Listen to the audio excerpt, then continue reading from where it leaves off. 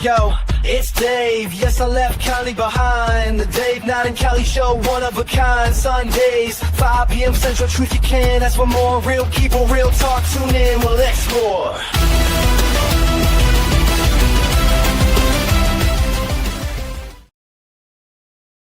Hey, yes, what a week. Well, I changed the time again. Of course, that's confusing everybody out there, but the later time just didn't seem to work too well. And oh, and by the way, William is out having a baby. He may show up, he may not. But he had a little boy, of course. We knew it was going to be a boy, and so I think he's a little bit occupied right now. So anyway, and I don't have any updates on John because I haven't been able to get a hold of him. So hopefully he'll get my message. Hopefully everything is okay because I haven't heard from him.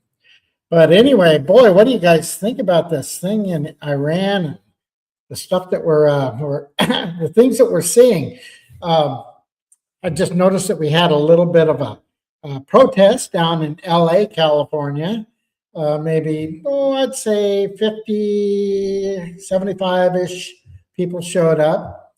And then, of course, down the street, there was a bunch of Iranian people out there celebrating what had just happened. And so it's kind of a confusing time.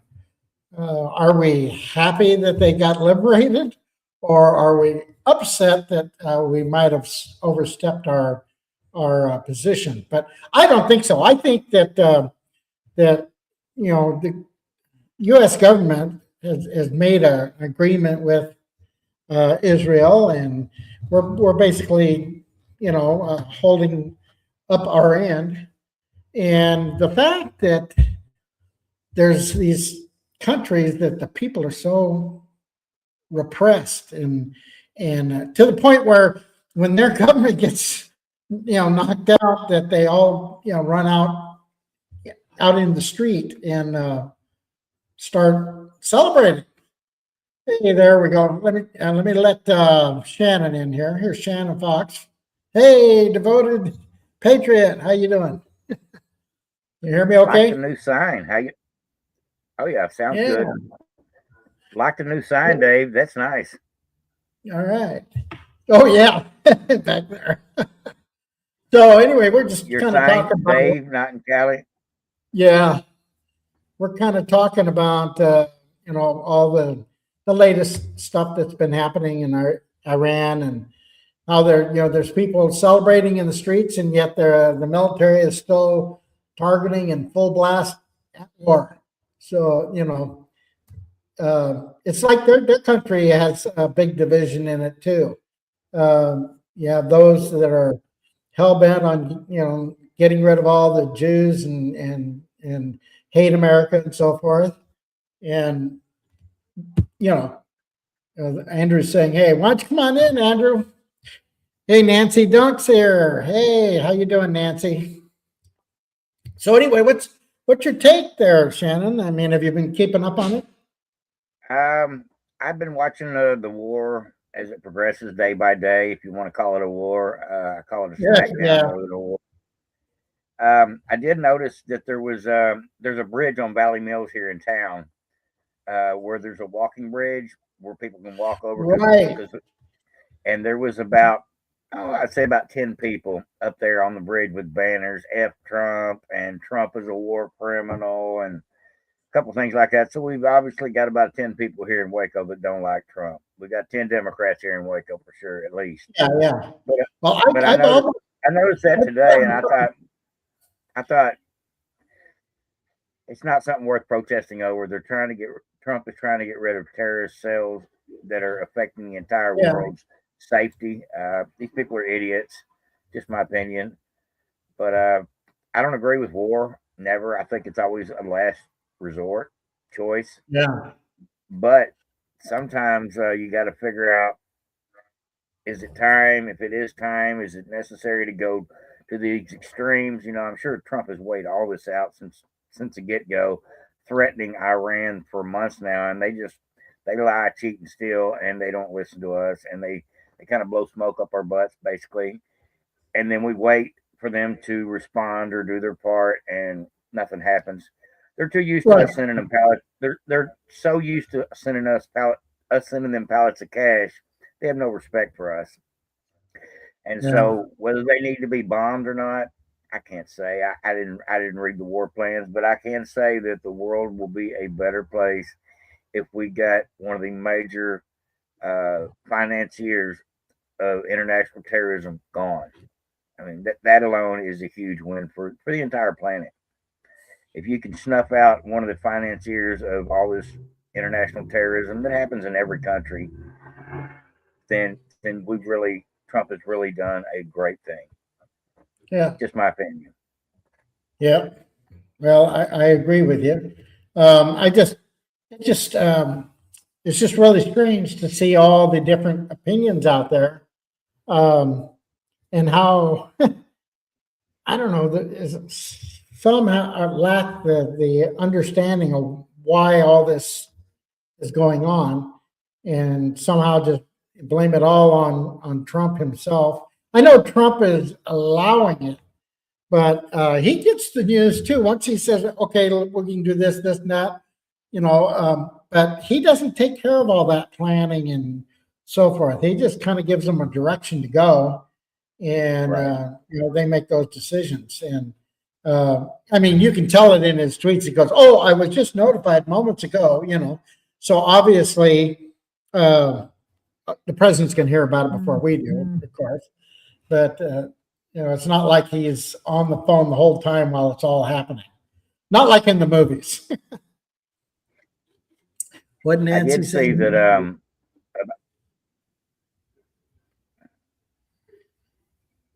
Wonderful to see good to John see in the wonderful. picture and William. Oh, that's probably in the intro. Yeah. Awesome. Yeah, Nancy. I did see Let me say something to Nancy. Nancy, in case you didn't know, William's off having a baby. He may or may not show up. Just so you know, he had a little baby boy, and of course, John. I don't know. I sent him a message. Sometimes this happens. Last time he was in the hospital, so that's why we didn't. So, anyway, go ahead, Shannon. I did notice that most people in this country are really down on the DOJ and Pam Bondi and Cash Patel and the lack of actual execution of the plan. I mean, investigating is great, right?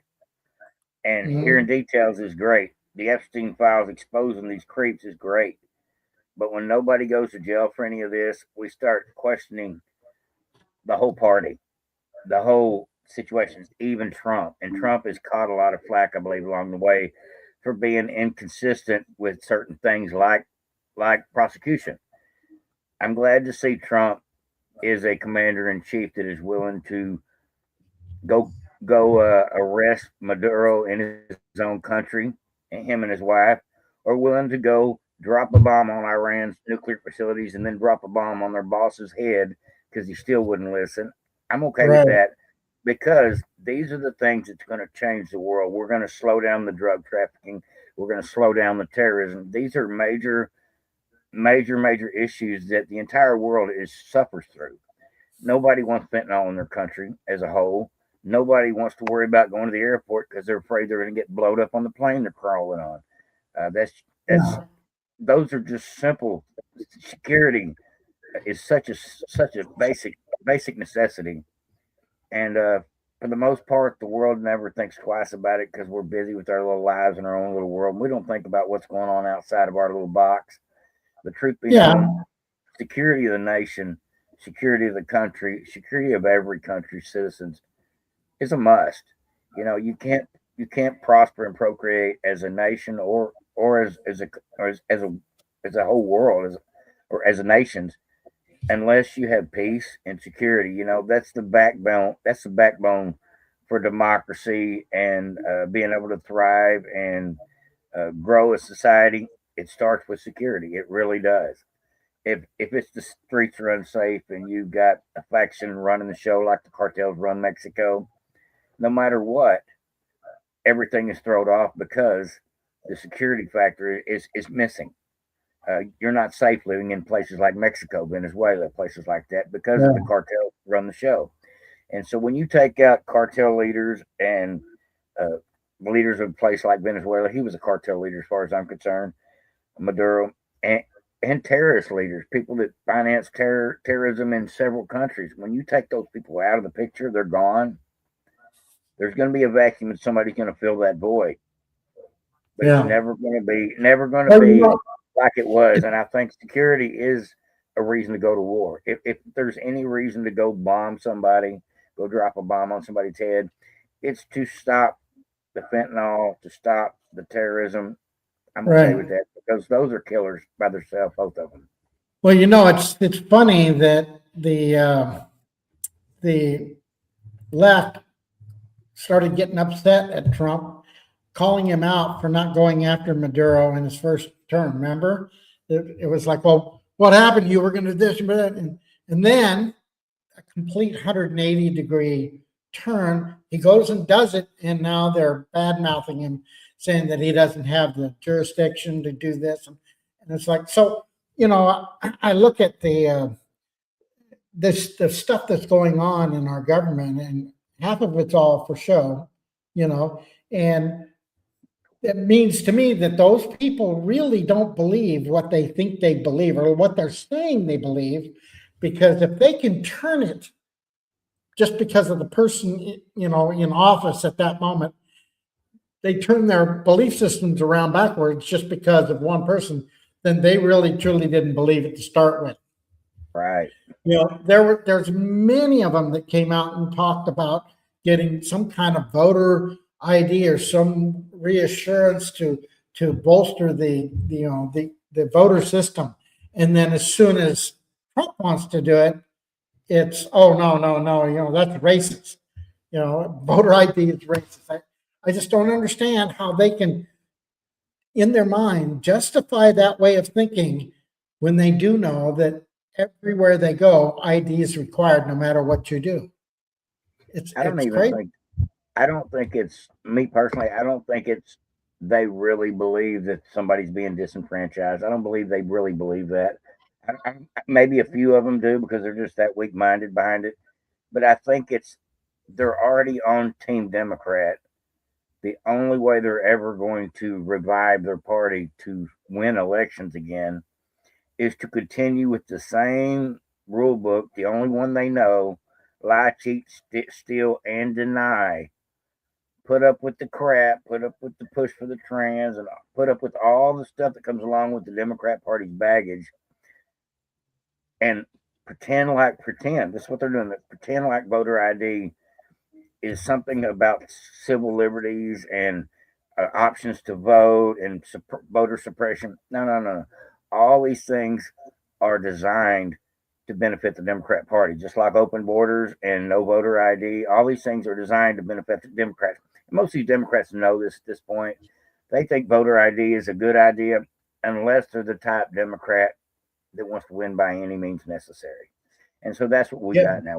We have a progressive wing of the Democrat Party, probably a third or more of the party, that doesn't mind lying, cheating, and stealing whatever it takes to get their party over the finish line, because they're dead set on being a Democrat. They're in it to win it, even though it's bad policy, it's manipulation of direction, it's everything that you wouldn't want to be standing up. You wouldn't want to be a part of an organization that stands for these type of things in a normal situation if you have any moral fortitude. Yeah. Yeah. But these people have left their moral fortitude at the drive-through window. They've just left it behind. They've headlong into the party, and now they're willing to look at the Somali fraud. Look at the Somali fraud. Yeah. If I was a Democrat living in Minnesota, I would be pissed off because I know damn Oh, well absolutely. I wasn't getting But most of it's that. different. It's our party, so we need to back it up somehow and kind of make everybody think, oh, we're kind of okay with what's going on, but without being okay with it. I mean, you know what I'm saying? That to me, that shows that the whole party is just really shallow, and it's all about party, not about America, not about our country. It's just about party, you know. it's like, taking a team sport to its limit. It doesn't matter. The team's got to win, That's it. and they don't bring anything to the table at the same time. Well, I think the Democrats really shot themselves in the foot when Trump set that trap for them the other day at the State of the Union address, where he said, "Everybody that loves this country, stand up." Oh God. Everybody loves this country over Democrats or over illegals. That was the best trap he could have ever set on a public stage. I mean, you got all these Democrats over there going like this, and you got Kat Cammack, who's the only Republican sitting on the Democrat side. She's sitting over there just so when it's time to stand up and clap, they pan the camera, and they got to pan it at her too. And what do you see around her? 15 sour Democrats. I wonder if anybody told the camera people that, okay, when he says this, we want to see all those faces, because it's just kind of funny how all the cameras went over there. Well, Kat Cammack sat on the Democrat side to do that. That was her. That was her whole mission. She said that in advance. She said, "I'm going to go sit with the Democrats, sit on their side, not because I'm on their team, but so when America knows that all Republicans are standing up, parading and clapping for what Trump says, they're going to have to pan on me too, and they're going to see nothing but sour Democrats sitting around me." And sure enough, it went down just like that. I mean, she helped set the trap, at least with the video coverage.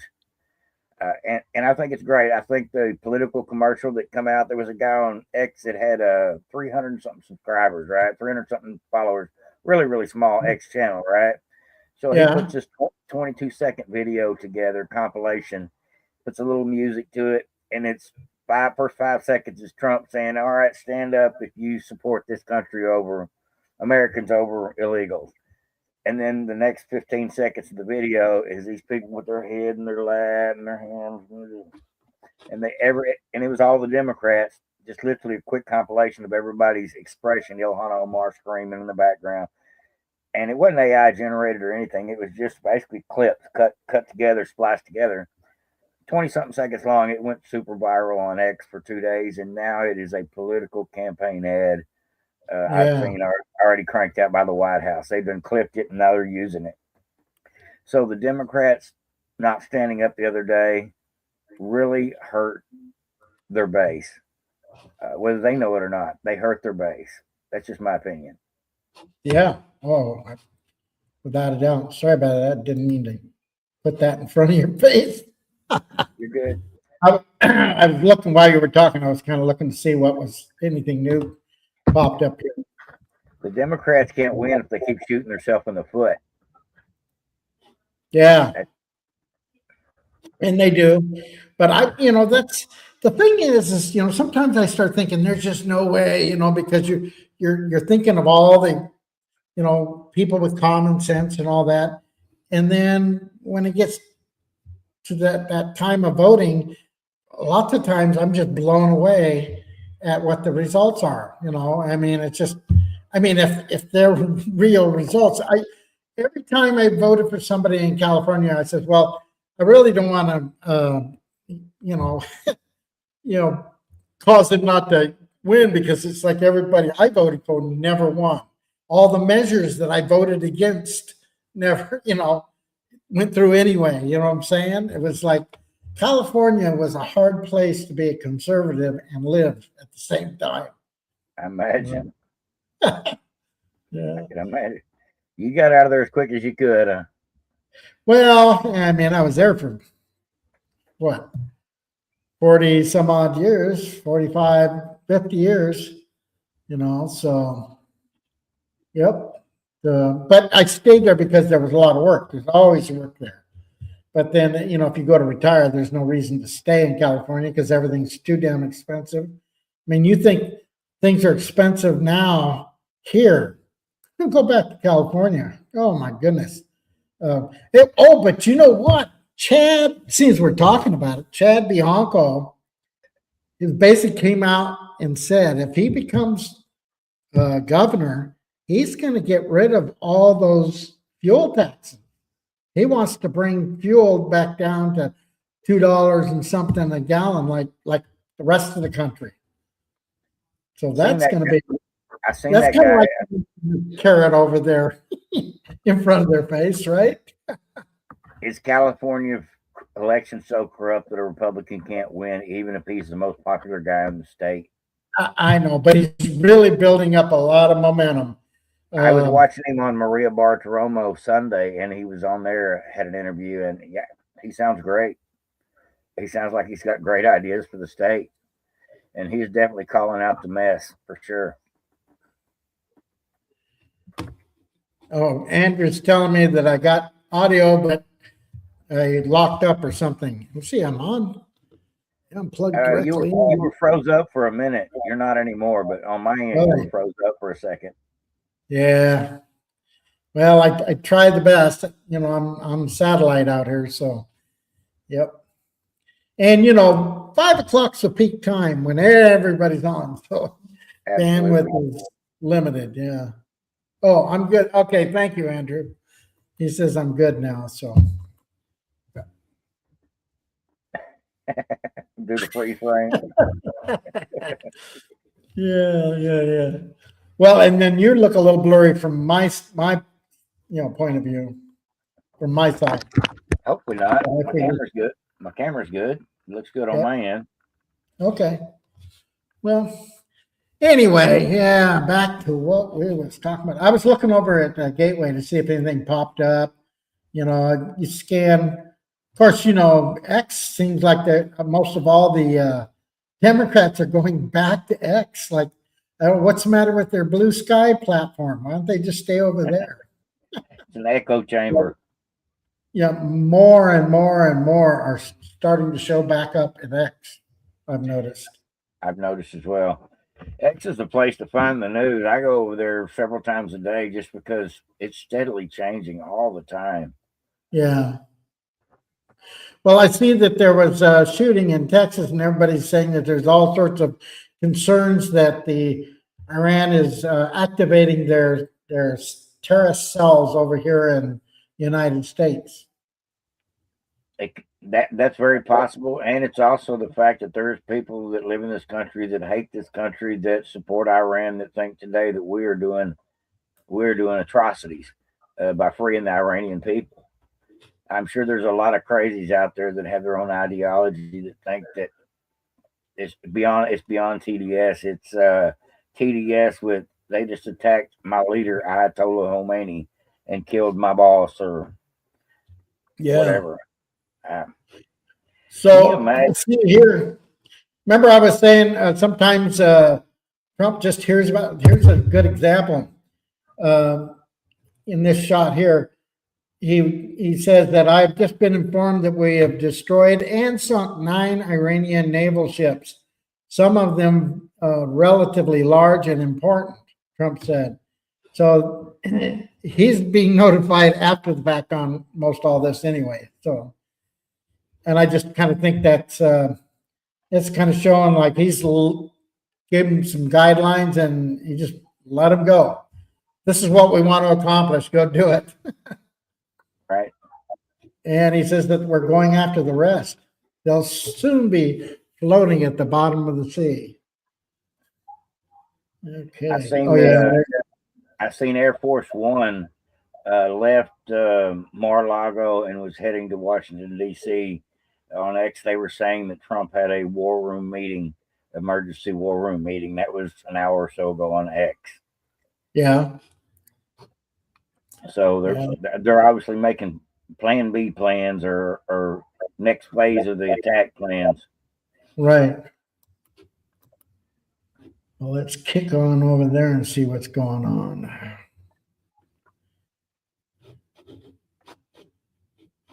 So just the fastest way to change the behavior of a lethal threat is to shoot him. That's funny. Okay. Yeah, I'm just scanning. Oh, here we got something. Let me see what this is. Let me go to, I did find something here. Let me add that back to this see what she's saying here. Gunfire continuing for more than 40 minutes. Now, Pakistan has also struck Kandahar in the south and Paktika near the border.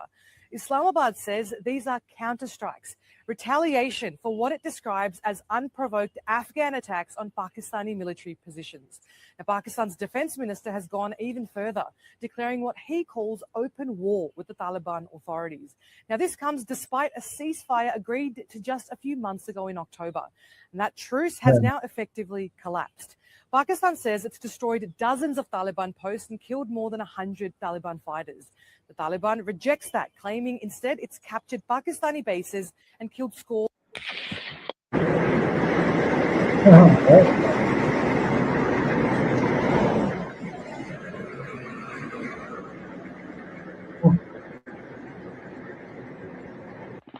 Allahu Akbar. Wala mujahida wala.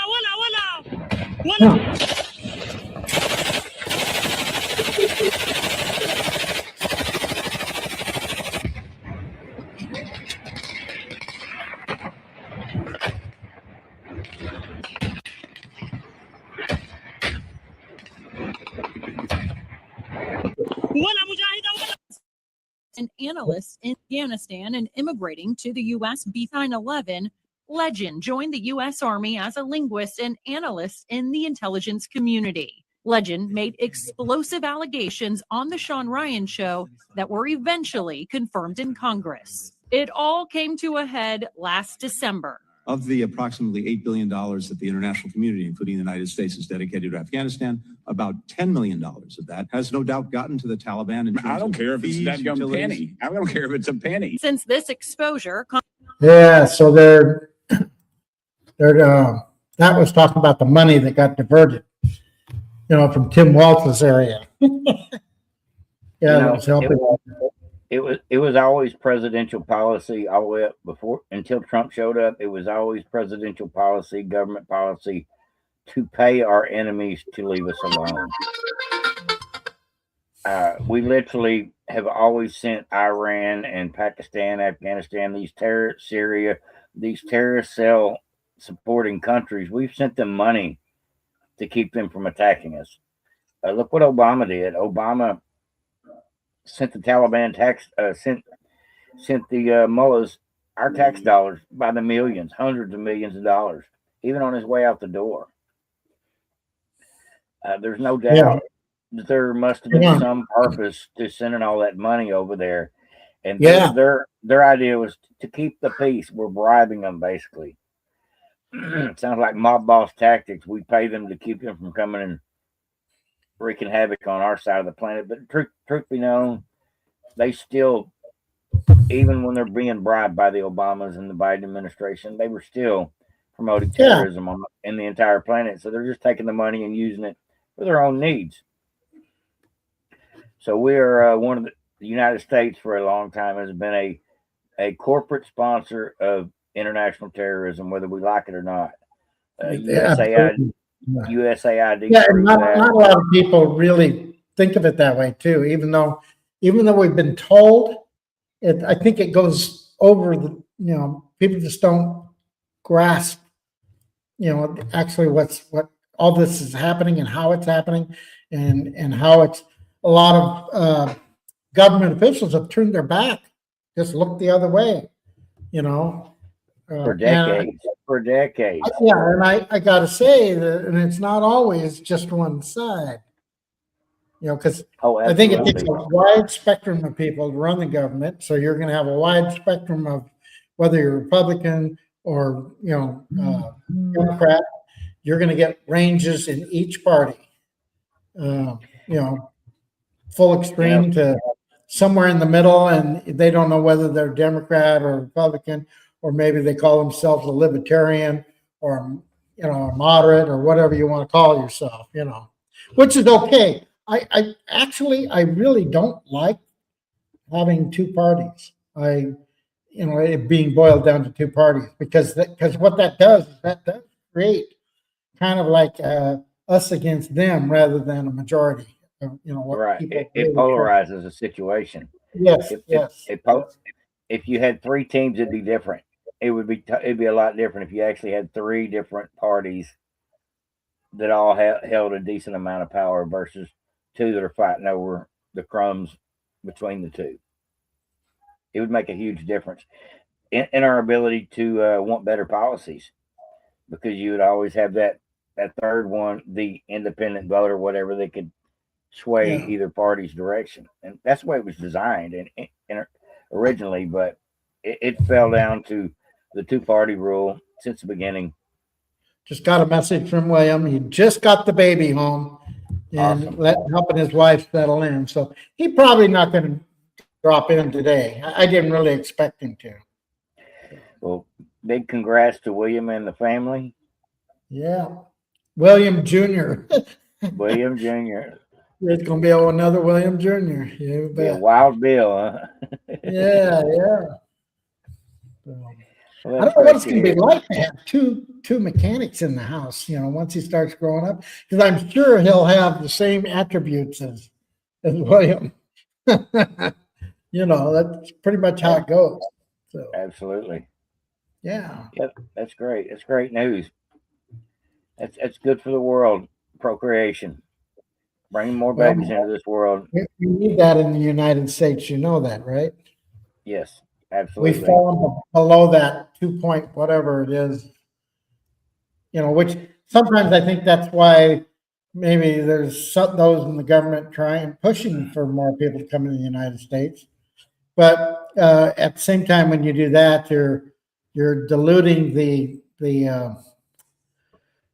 what the people in the United States that come to the United States and want to be part of the United States have a certain belief of becoming part of the United States, not coming in and trying to change the United States. Right. I mean, there are people that come in specifically to infiltrate, grow their people, and kind of slowly take over, the area, and even get into government positions like you're seeing every day, more and more.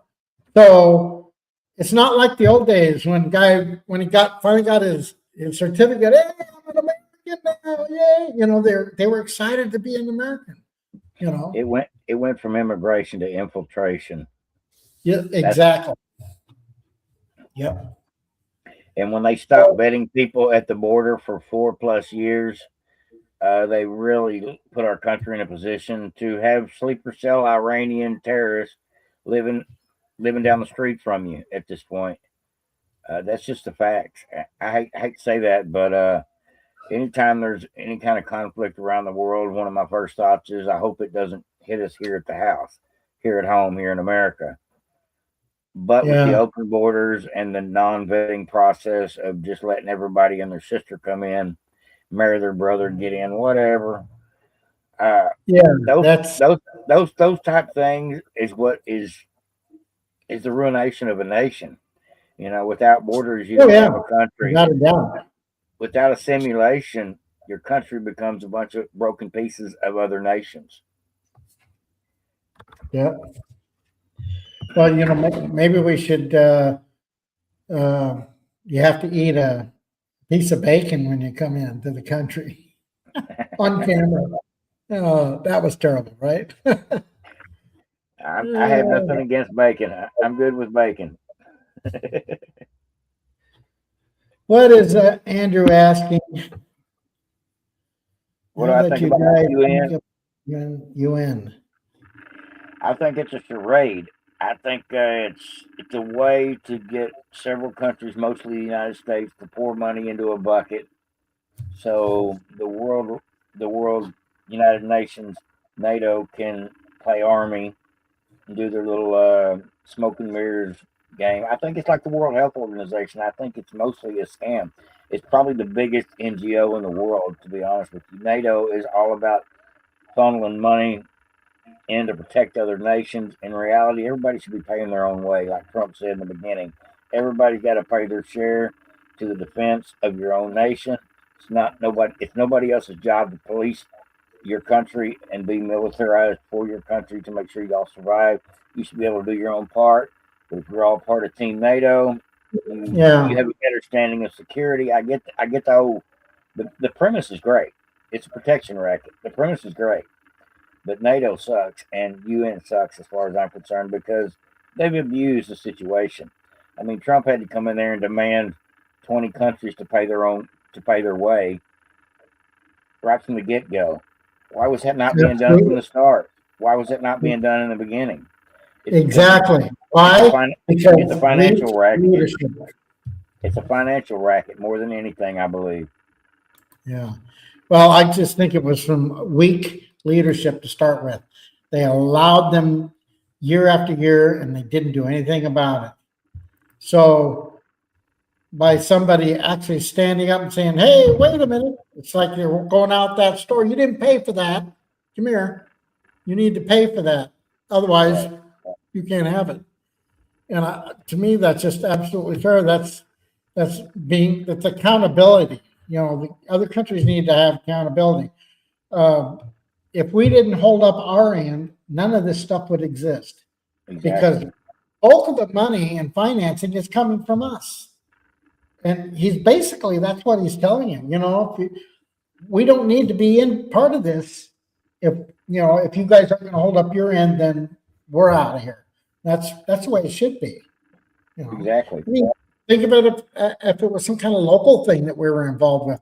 You get together with a couple organizations and we all decide that we're going to pay our fair share. Now, with the country, it's proportionate to their size and volume and so forth.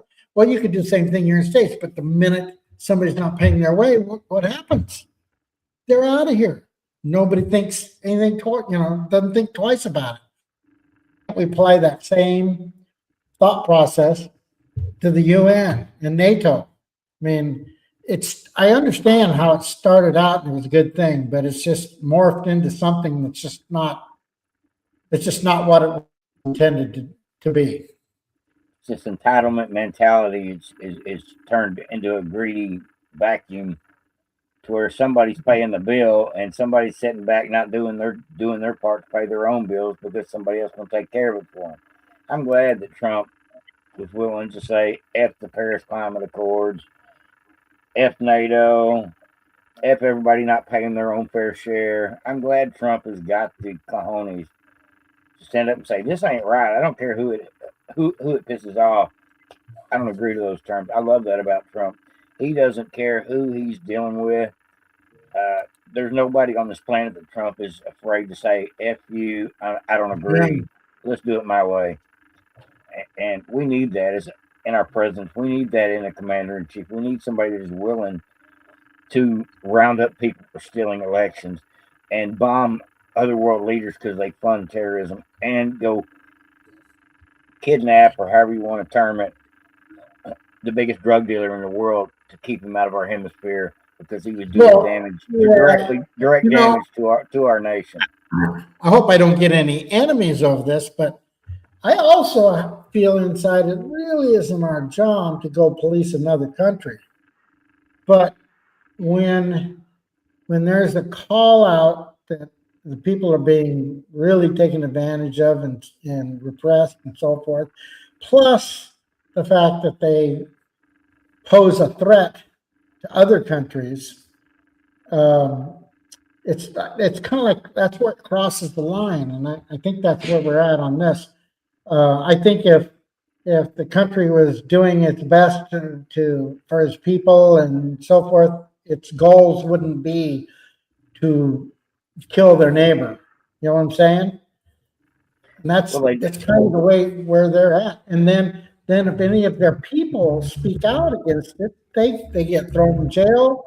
Hey, it's a death sentence over there if you go against your government. Yeah. Look how many people were murdered in the last month behind the protests. They said 30-something thousand people have been murdered in the streets. Yeah. Behind speaking out against your government. So they're really risking their lives to get out there and protest or even celebrate. Did you see that there was an X video out earlier where Trump was speaking to the Iranian people? Like, you remember the 6-minute speech he did 2 days ago about We're dropping bombs on them. This is the casualty rate. This is how many planes. This is how many installations we booked. Remember, he did about what I guess it was yesterday. He did like a 6-minute press conference about it. Well, Okay. they put a clip of that press conference on Iranian television, so we have hacked into Iranian television. Oh, really? And Wow. Trump is speaking in American, but it's got it at the bottom of the screen in You mean in English? Yeah, he's speaking English and they're speaking English subtitles. and Iranian language at the bottom. And he's saying, "Now is your time." Remember when he said, "Now is your time to stand up and rise up against your corrupt government." That was played across all Iranian television earlier today. I'm assuming our State Department had something to do with that. You know, they Yeah. don't have much internet going on over there with the bombing going on, but they still have local television, which is being hijacked by White House commercials at this point. So are they going to fly drones in there and drop down Starlink packages? I wonder. I'm surprised Elon Musk isn't offered Starlink to the revolutionaries that want to take out. Right, right, right. Oh, who knows? Yeah, Andrew's asking about the SAVE Act, the Voter SAVE Act. What will happen? Well, it sounds like they're trying to get rid of John Thune. That's what I hear. There Yeah, is big opposition to John Thune. If 85% of the country wants something and the leader of the Senate doesn't care, he's the wrong guy for the job. absolutely. Absolutely. Yeah. Well, I think we were talking about that earlier. Well, you know, I have so many conversations with people that sometimes I forget whether I talked about it here or I talked about it out on the street. So, oh, and by the way, that bridge that you were talking about where the protesters go, Uh-huh. I really do want to bring the camera down and maybe go see if we can interview some of those people. You know, see if they'll. You know where Not- the HEB, you know where the Yeah. HEB Plus is on Valley Mills, the big HEB. Right, and they got the big concrete little Yeah. bridge thing going over. Yes, that's where they were at. Yeah. Well, and then I saw this week, it was kind of neat. There was, I think I put it on one of my shorts or something, but they were going around the day before the State of the Union. The gal was going around on campus saying, from 1 to 10, what do you think President Trump and the State of the Union address? And all these people were jumping on, oh, I give it a 2, I give it a 1, oh, I give it a negative. And then just say, why is that? Oh, because he's, and then some kind of reason and so forth. But yet it wasn't supposed to happen until the next day. So that kind of tells you where all these college hated it in advance. They hated it in advance. Hated him in advance, right. They hated him. And I'm, the thing is, what I would want to see in something like that is inform them that, oh, it's not till tomorrow, and get their reaction on film, so that you can show later. How stupid they were. How uninformed they really are. No, after they go through their spiel, one gal come up and says, I thought it was going to be tomorrow. And so she was the big winner of the day, She was the only one out of 5 or 6, students that actually would stop and talk. A lot of students won't even, they see somebody with a microphone, they just keep walking. Some people, they're open to it. Anyway. Yeah, let's set up an interview. Let's go deal with these guys. Yeah. Andrew says he heard it got stalled in the Senate. Okay, that's the Save America Act. So we can't get 50 Republicans behind it, is what that means. Mitch McConnell, Trump made a video earlier, or reposted a video earlier of Mitch McConnell being, it was a Chris Farley scene from a movie. Pretty comical. It was about Mitch McConnell being incapacitated. They're still fighting the fact that he's supposed to be voting for something the American people want. You have to go check it out. It's over on X. It's there's several great memes out today involving Mitch McConnell. Mitch McConnell and John Thune are both catching a lot of heat right now because they both come out and publicly said they do not support the Save America Act. Yeah. That's pretty Let's sad. see what, looking on here to see if I can see anything the latest. Yeah, it's pretty sad when you have Republicans that know that 85% of the entire country wants something, and they're like, "No, it doesn't benefit me." It tells a story.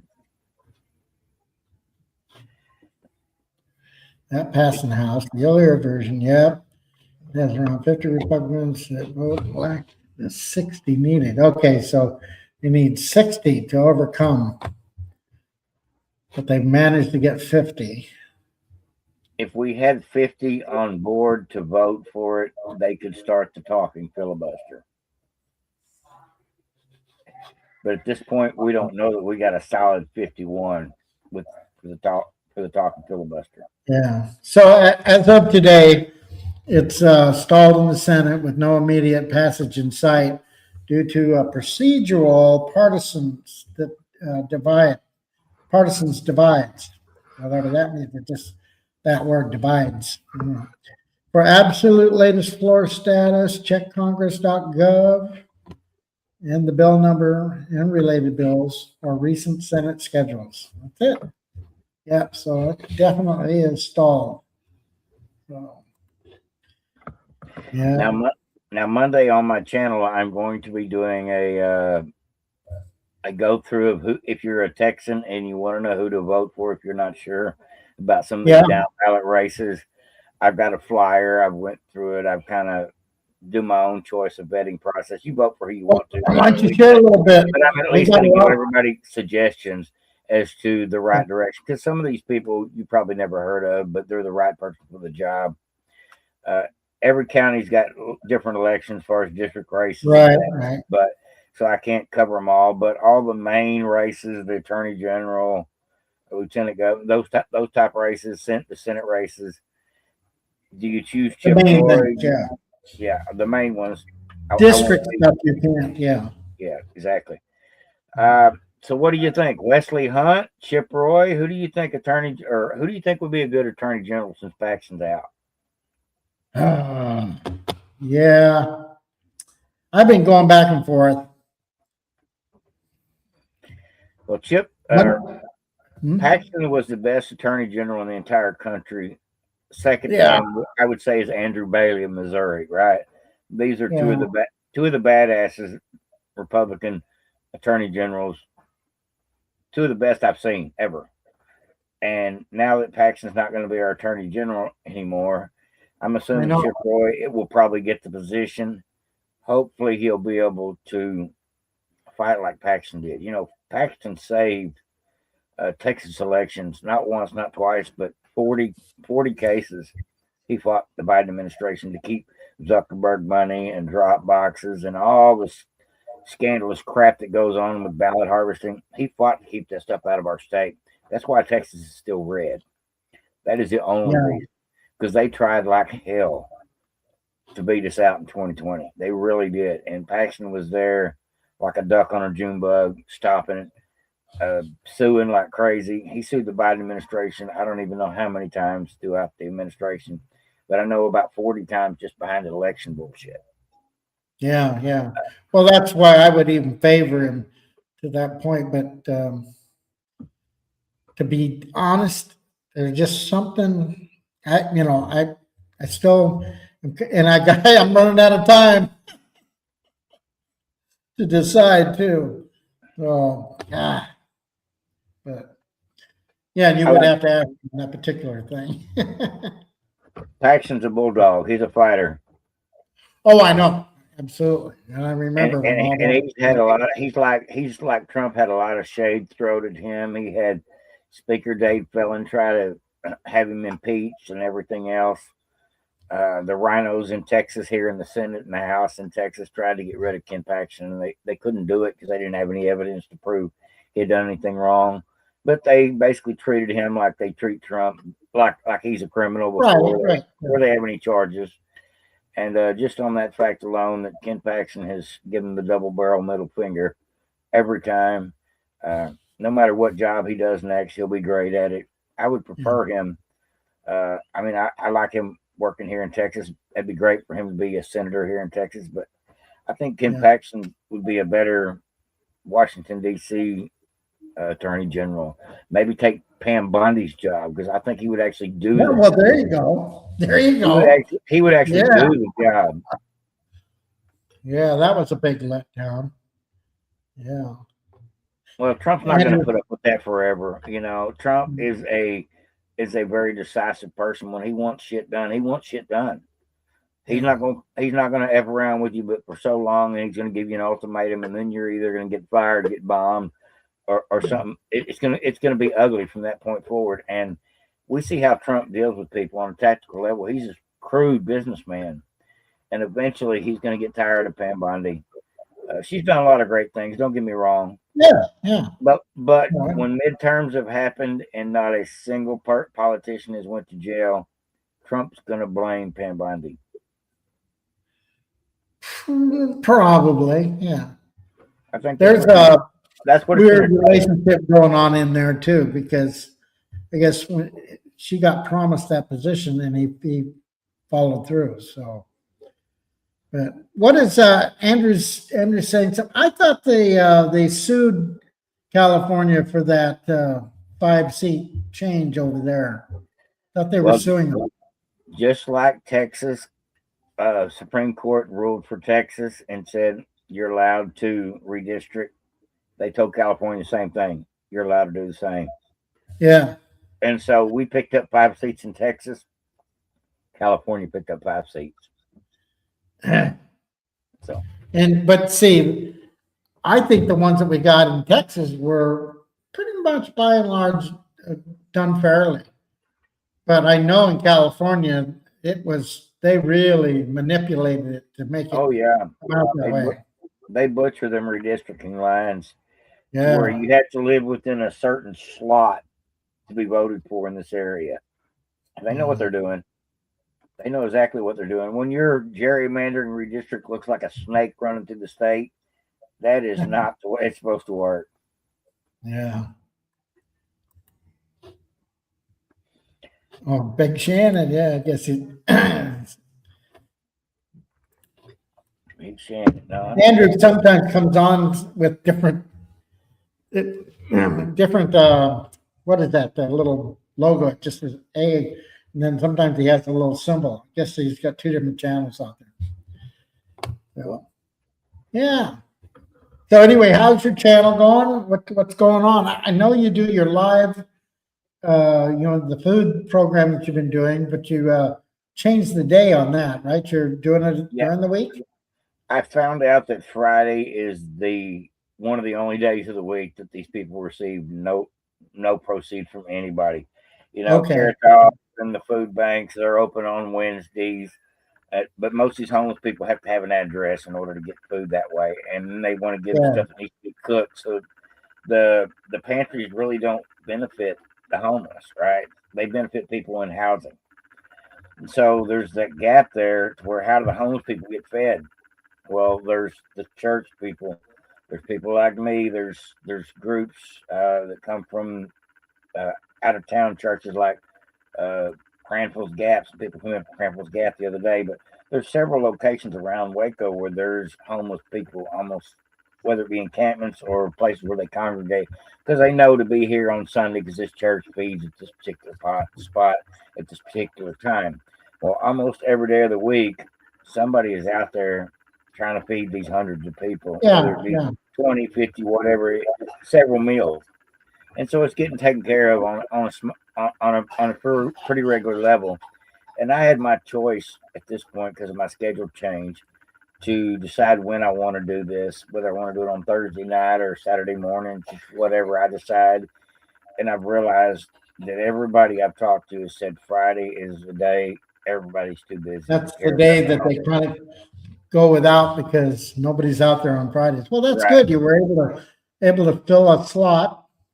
Yeah, because you definitely don't want to be coming in behind somebody or ahead of somebody. Well, I've done that on Sundays. I've come in on Yeah, Sundays and there's 70 people that just got fed, and I'm like, I've got 30 bags of food. I And want to go find 30 different people versus double them up because I don't want them to waste the food. And it also seems like your route is getting faster now because you know right where to go. And Oh, yeah. who's going to be there and everything. So I remember in the beginning, you know, it took you a while. And you, well, I'm going to go over here and see. And, you know, now you just like, you know, each spot, that's pretty good. It's working out really good for you. What's Nancy saying? Shannon's charity word. Oh, yep. I think I saw her commenting on one of your videos down there. So when you were doing it. Yeah, I try to do it a week. I try to do it every week, at least once a week. I try to get out there on Friday afternoons between noon and 4 or 5 o'clock and try to put together 20 to 30 blessing bags on an average week. And I buy bananas and bottled water and bananas or packaged crackers, like some peanut butter crackers and things like that. Yeah. Because you can buy that stuff. You can buy like 30 or 40 packs of crackers for $10. And so I'll buy stuff like that because I know if you had nothing to eat today, if you have a banana, some bottled water, and some crackers and a meal that I'm going to provide. Well, and are you still getting you're getting donations still, right? To help you? Yeah.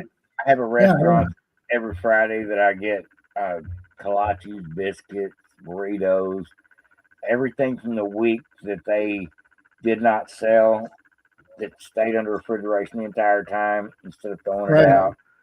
I end up with it. So you get access.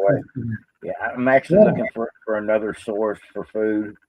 I'm trying to figure out where my next restaurant is, my next collection site, because I was even thinking about going to the food banks and saying, hey, look, I don't need a bunch of canned goods and rice for these homeless people because they're not going to eat them like that. Can I come here once every week or two and pick up the fruit or the things that I know that are instantly edible? Yeah. Well, if anybody wants to look Shannon up, it's Devoted Patriots 2, and that's the number 2 or the 2 TOO? TOO, like always. TOO, that's what I thought. And you can look him up and subscribe to him and check him out. He does his food program live right from his truck as it's going down the road, which I'm really surprised it comes in really good. So you must have really good signal down in the area where you're working. So anyway, I want to thank Andrew. A big thanks to Andrew out there and Nancy Dunks for checking in. And there's 5 or 6 other people there, but it ended up being a pretty good show since I didn't have other people. And Shannon was gracious enough to just jump in the last minute. You know, we covered everything from the Iran war to voter ID, you name it. We covered everything today, so it was pretty good, and I appreciate it. Appreciate everybody tuning in, and hey, we'll see you next week. All righty, bye-bye.